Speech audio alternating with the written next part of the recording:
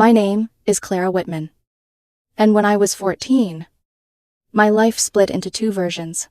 The girl I had been before my mother remarried, and the girl I became afterward. Before that year, our house had been small, quiet, and predictable. Not perfect, not warm in the movie kind of way, but mine. I knew which floorboard creaked outside my bedroom. I knew the smell of Mom's coffee in the morning. I knew where I belonged. Then Mom married Richard Hale. Richard arrived with a pressed shirt, a polished smile, and a 17-year-old daughter named Madison, who looked at me the first day we met, like I was furniture already in her way. The ink was barely dry on their marriage certificate before the house changed shape around me. At first, it was small things. Madison left dirty dishes in the sink, and somehow Richard would call my name from the kitchen. Clara, clean this up. They're not mine, I said once. Madison leaned against the counter, sipping orange juice from the last clean glass. Does it matter? You live here too. Richard didn't even look at her. Don't argue. Just help out. Help out. That became the phrase they used whenever they meant, take the blame. My shampoo vanished from the bathroom, then reappeared in Madison's gym bag. My notebooks went missing, then turned up under a pile of her clothes. If something broke, spilled, disappeared, or went wrong, Richard's eyes found me first. Mom saw it. I know she did. But she was so desperate to make her new marriage work that she kept smoothing over every sharp edge until my own feelings disappeared beneath her hands. She's adjusting, Mom would whisper. So was I. But nobody seemed worried about that. A year later, Mom announced she was pregnant. Richard cried. Madison squealed. Mom held her stomach, like the baby was already the center of gravity in the room. I smiled because everyone was looking at me. That's wonderful, I said, and it should have been. A baby sister. A new beginning. Something soft. Instead, it became the moment I lost the last room in that house, that it still felt like mine. We need your room for the nursery, Mom told me one evening, folding tiny yellow blankets at the kitchen table. My room. It has the best light, Richard said. Like sunlight had chosen his child over me. They moved me into the guest room, at the end of the hall. Smaller. Colder. Barely enough space for my bed, desk, and boxes. Madison walked past while I was carrying my books in, and smirked. Guess the baby outranks you already. I said nothing. But that night, lying in a room that still smelled like storage dust, I stared at the ceiling and understood something I couldn't yet say out loud. I hadn't gained a family. I had been replaced inside one. When my half-sister Lily was born, the whole house bent around her. Madison became even more untouchable, and Richard acted like fatherhood had crowned him, king of something sacred. Lily was sweet, innocent, blameless, but the way they worshipped her made my own existence feel like an inconvenience. Madison dropped out of college less than a year after leaving. She came back with loud friends, late-night parties, and a talent for turning chaos into someone else's problem. One night, I came home after a school project and found the house silent. Too silent. There was a note on the fridge. Out for dinner. Don't wait up. New text. No call. No invitation. A family dinner. Without me, I stood there with my backpack still on my shoulder, reading those 4 words until they blurred. It was such a small cruelty that anyone else might have laughed it off. But small cuts still bleed when there are enough of them. The breaking point came after my 18th birthday. I had saved money from a part-time job, working evenings, even though Richard constantly complained that it distracted me from school. You're always gone, he said. What he meant was, I was no longer available to blame. One Saturday, Madison threw a party while Mom and Richard were away. I came home to find my room destroyed. Beer stains soaked into my project papers. My lamp lay cracked on the floor. Someone had gone through my drawers. At breakfast, I confronted them. Madison rolled her eyes. It was just a party. My school project is ruined, Richard lowered his coffee mug. Maybe you should have kept your things somewhere safer. I stared at him. In my bedroom, Mom Sahil. Clara. Family has to let things go sometimes. And something inside me went very still, because I realized I had been letting things go for 4 years. And every single thing I released had been a piece of myself. So I stopped arguing. I started planning. School became my refuge. Work became my oxygen. Friends' houses became the places where I could sit at a table without being told I was taking up too much space. One friend, Hannah, let me finish a science project in her dining room. Her parents brought me tea and didn't ask why my hands shook when the house was quiet. You're always welcome here, Hannah said softly. I nearly cried because I believed her. That was the first time I understood that home was not supposed to be a place you survived. It was supposed to be a place you returned to, and I was done returning to a house that had already erased me. Some wounds become so old that you don't even know how to talk about them anymore. When the last box was loaded into my car, Mom hugged me. The embrace felt strange, like hugging someone I used to know. Take care of yourself, she said. You too. That was it. No tears. No dramatic goodbye. Just two people standing in a driveway, pretending there wasn't an ocean between them. Closing the door of my apartment that first night was terrifying. The silence was overwhelming. I sat on the floor eating takeout because I didn't own a table yet. I remember thinking, I'm completely alone. Then another thought followed. I'm finally free. The first few weeks were hard. I missed the noise, even Madison's music, even Lily running through the halls. But gradually, the quiet became comforting. I could study without interruption. I could sleep. I could leave dishes in the sink and nobody would yell. For the first time in years, I felt like I could breathe. Life settled into a routine.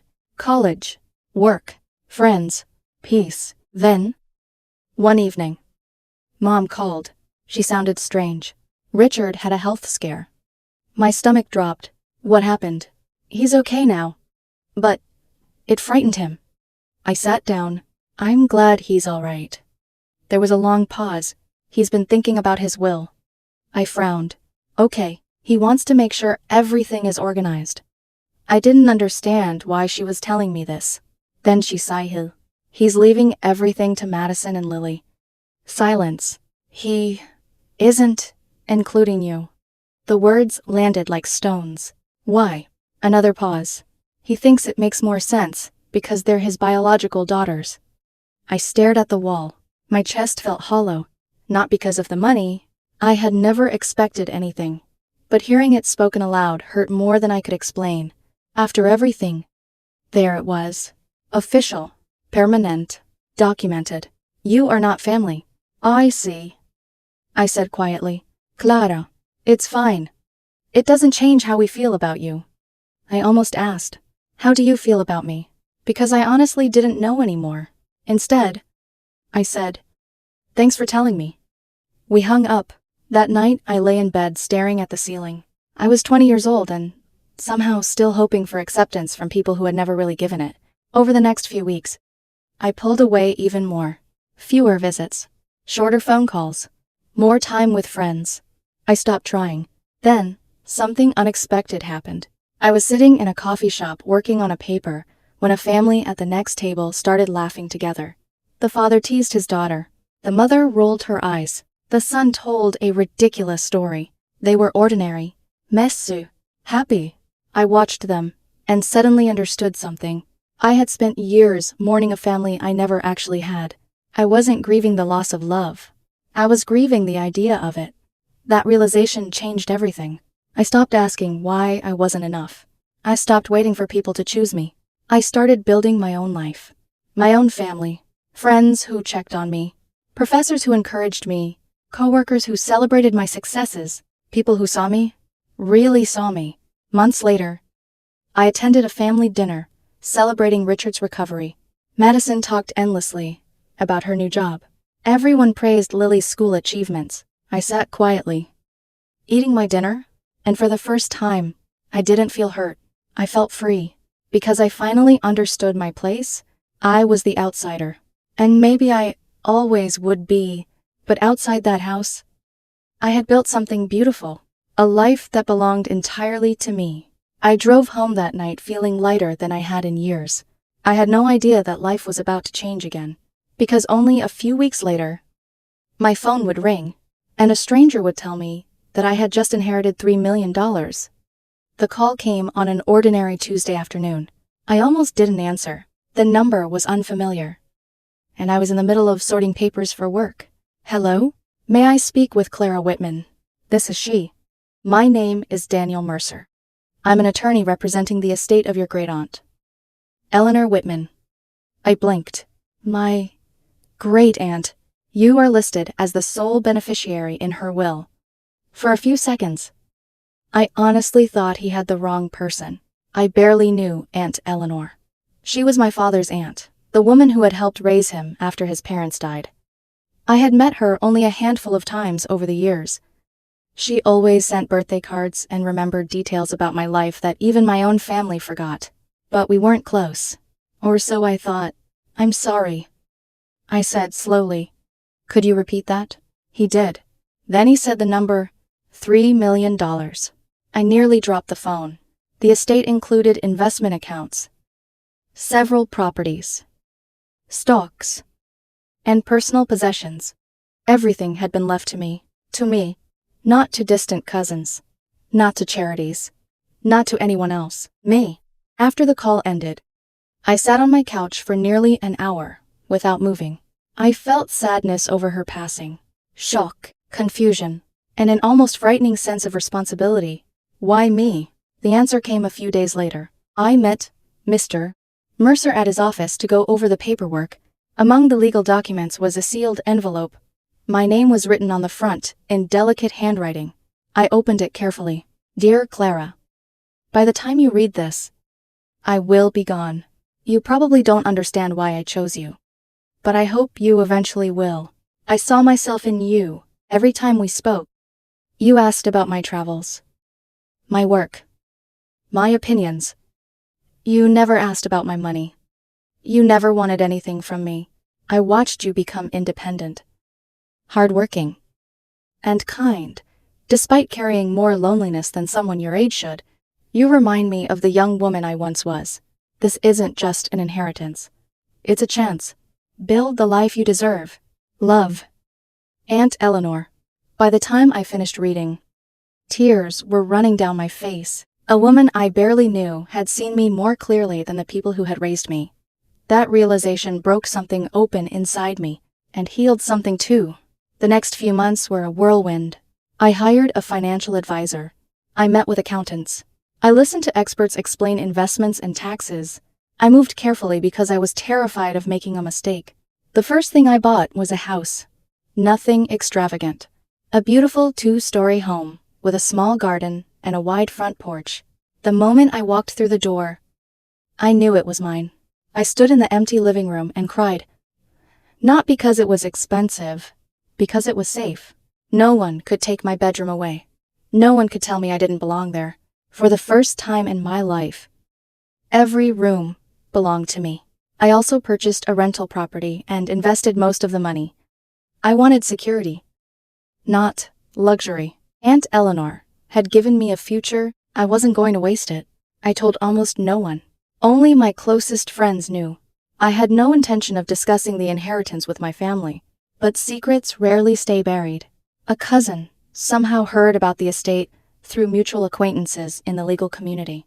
Then my mother found out, and once she knew, everyone knew. The first call came from Mom. Why didn't you tell me? She asked. I frowned. I only found out recently. $3 million. Clara. Her voice sounded strange, almost excited. It's been overwhelming. You must be so lucky. Lucky. The word made me uncomfortable. A woman had died. I had lost a relative. This wasn't winning the lottery. I'm still processing everything, I said. There was a pause. Then she asked, So, what are you going to do with all that money? I should have recognized the warning. I didn't. Within days, the phone calls began. Aunts, uncles, cousins, people I hadn't spoken to in years. Every conversation somehow turned to money. I need help with medical bills. Times are difficult. You have so much now. Family should help family. I felt like I had become an ATM with a heartbeat. Then my stepfather called. Congratulations, Richard said. The words sounded forced. Thank you. You know, we've always considered you part of this family. I nearly laughed. Had they? Because I remembered a will where I wasn't family enough to be included. You've done well for yourself, he continued. Maybe this is a chance to help your sisters? There it was. Not concern. Not happiness. A request. No, I said calmly. Silence. What do you mean? No. I mean, no. You have more money than you'll ever need. That's not the point. Family takes care of family. The irony hit me so hard I almost smiled. Really? I asked softly. What is that supposed to mean? You didn't include me in your will because I wasn't family. Silence. You said it made more sense because your biological daughters came first. Another silence. Then he sighed. That was different. No, I replied. It really wasn't. His voice hardened. You're being selfish.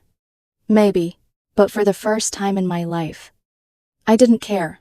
My inheritance isn't up for discussion. I ended the call. Over the next few weeks, things became worse. Texts, voicemails, subtle hints, direct requests. Some people wanted loans. Others wanted gifts. A few simply demanded money as though they were entitled to it. I started feeling anxious every time my phone rang. One evening, Mom called again. Why are you pushing everyone away? I closed my eyes. Because everyone suddenly wants something from me? We're family. The words stung, because I had spent years wanting to hear them. Now they felt like a transaction. Mom, I said quietly. Where was this family when I was struggling to pay for college? She said nothing. Where was this family when I moved out? Silence. Where was this family when I was told I wasn't part of the will? I heard her breathing. Finally, she whispered. That isn't fair. I almost laughed. Fair. I knew that word too. No, I said softly. I don't think any of this has been fair. The line went quiet. Then I added, this inheritance is giving me something I've never had before. What? A future. And I wasn't going to let anyone take it from me. I hung up and stared out the window of my new home. For the first time, I realized something. I wasn't afraid of losing my family anymore. Because somewhere along the way, I had already lost them. I just hadn't admitted it yet. I thought things would calm down after I made my position clear. I was wrong. The more I refused to share my inheritance, the more aggressive everyone became. The calls changed from polite requests to accusations. The texts became demands. Some relatives I hadn't spoken to in years suddenly remembered my birthday, my favorite color, and how much they supposedly missed me. It would have been funny if it hadn't been so painful. Then, in August, my mother called. We need to talk. Her voice sounded unusually soft. Against my better judgment, I agreed. We met at a small cafe downtown. I chose a public place on purpose. Something in my gut told me I might need witnesses. Mom looked tired when she arrived. For a few minutes, she talked about ordinary things. Then she began listing problems. Richard's reduced work hours, private school expenses for Lily, the house needing renovations, how stressed she had been, how desperately she needed a vacation. I sat there quietly. She never asked how I was doing, never asked whether inheriting money after someone's death had affected me, never asked if I was happy in my new house.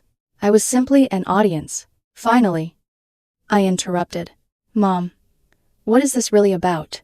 She looked directly at me. Then she said the words that changed everything. I think you should give me $1 million. I blinked. What? 1 million. I honestly thought I had misheard. She continued as though she were discussing the weather.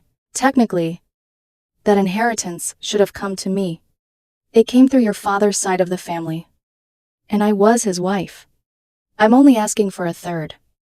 I stared at her. I couldn't breathe. I couldn't even understand what I was hearing. $1 million. She nodded. Yes. I looked at the woman sitting across from me. The woman who had raised me. The woman whose approval I had chased for years. And for the first time in my life, I didn't recognize her. I slowly reached for my purse. Clara. I placed money on the table for my coffee. Then I stood. I'm leaving. Her expression changed. You can't just walk away. I think I can. You owe us something. I looked at her. No. I said quietly. I don't. I walked out of the cafe with my hands shaking. I sat in my car and cried.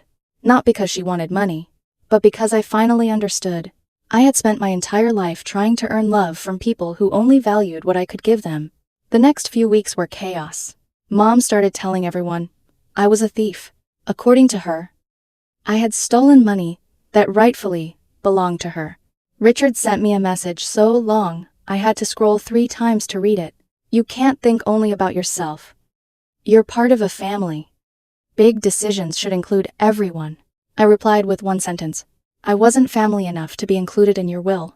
He never answered. At least, not immediately. Then things became even stranger. One afternoon, I received an official-looking letter. According to the document, my mother intended to sue me for a large portion of my inheritance. I panicked. My hands trembled so badly I could barely hold the papers. Then another message arrived. From Richard. You'll regret not sharing your money. We're going to take everything. I felt sick. For several hours. I genuinely believed I might lose everything. Then I called my attorney. I drove to his office the next morning. He read the letter. Then he laughed. Actually laughed. Clara, he said, wiping his eyes.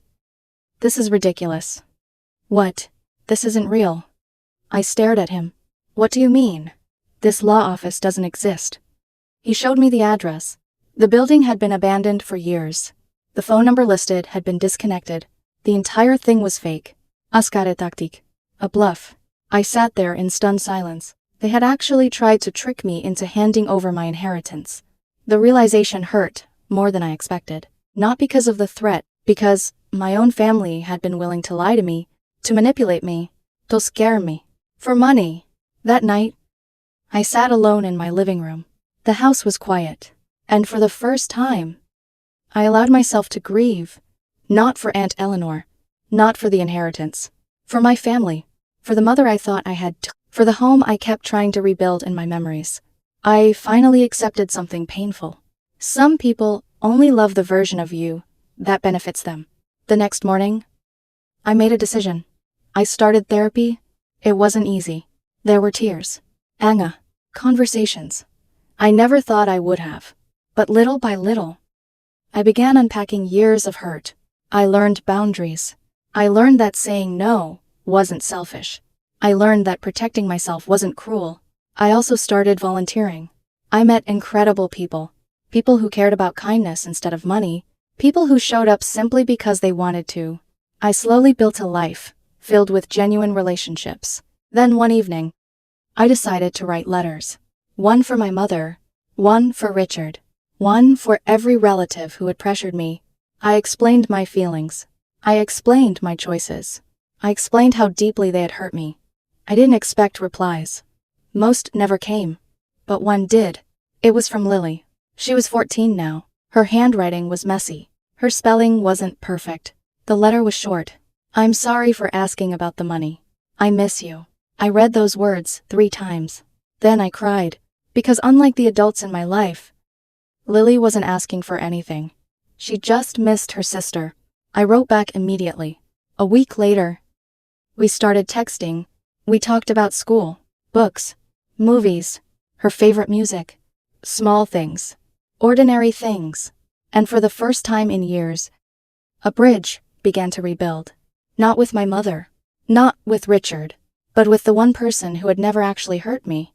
Sometimes, people ask if inheriting $3 million changed my life. The answer is yes, but not because of the money. The money gave me freedom. The real gift was clarity. I finally saw who loved me, who used me, and who I wanted beside me in the future. I lost a family that never truly accepted me. But I gained something much more valuable. A home of my own, peace, self-respect, and the courage to choose people who choose me back.